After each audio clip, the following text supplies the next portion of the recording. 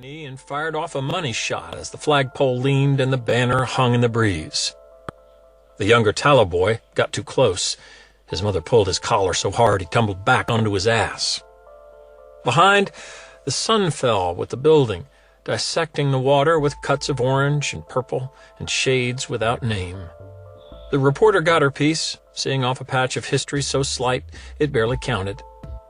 Walk glanced around and saw Dickie Dark, who looked on, impassive. He stood like a giant, close to 7 feet tall.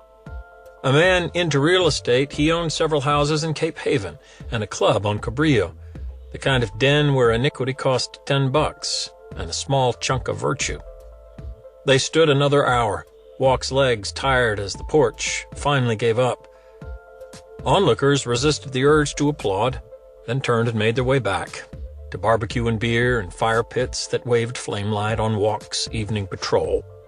They drifted across Flagstone, a line of gray wall, dry-laid but holding strong. Behind was the wishing tree, a major oak so wide splints held its limbs. The old Cape Haven did all it could to remain. Walk had once climbed that tree with Vincent King, in a time so far from now it would barely count. He rested a shaking hand on his gun, the other on his belt. He wore a tie, his collar stiff, his shoes shined. His acceptance of place was admired by some, pitied by others. Walker, captain of a ship that did not ever leave port. He caught sight of the girl moving against the crowd, her brother's hand in hers as he struggled to match her pace. Duchess and Robin, the Radley children. He met them at a half-run because he knew all there was to know about them. The boy was 5 and cried silent tears. The girl had just turned 13 and did not ever cry. "Your mother," he said, not a question, but a statement of such tragic fact the girl did not even nod, just turned and led.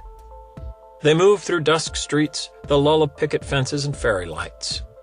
Above, the moon rose, guided and mocked, as it had for 30 years. Past grand houses, glass and steel that fought nature, a vista of such terrible beauty. Down Genesee, where Walk still lived in his parents' old house, onto Ivy Ranch Road, where the Radley home came into view. Peeling shutters, an upturned bike, the wheel lying beside. In Cape Haven, a shade beneath perfect might as well have been black. Walk broke from the children and ran up the path. No lights from inside, but the flutter of television. Behind, he saw Robin still crying and Duchess still looking on, hard and unforgiving. He found Star on the couch, a bottle beside, no pills this time, one shoe on and the other foot bare, small toes, painted nails. "Star," he knelt and patted her cheek. "Star, wake up now." He spoke calmly because the children were at the door. Duchess, an arm on her brother as he leaned so heavy into her like he no longer held bones in his small body. He told the girl to dial 911. "I already have." He thumbed open Star's eyes and saw nothing but white. "Will she be all right?" the boy's voice. Walk glanced over, hoping for sirens, squinting at fired sky. "Could you go look out for them?" Duchess read him and took Robin outside. Star shook, then puked a little and shook, like God or death had hold of her soul and was wrenching it free. Walk had given it time. 3 decades had passed since Sissy Radley and Vincent King, but still Star slurred about eternalism, the past and the present colliding, the force spinning the future off, never to be righted. Duchess rode with her mother. Walk would bring Robin. She looked on as the medic worked. He did not try a smile, and for that she was grateful.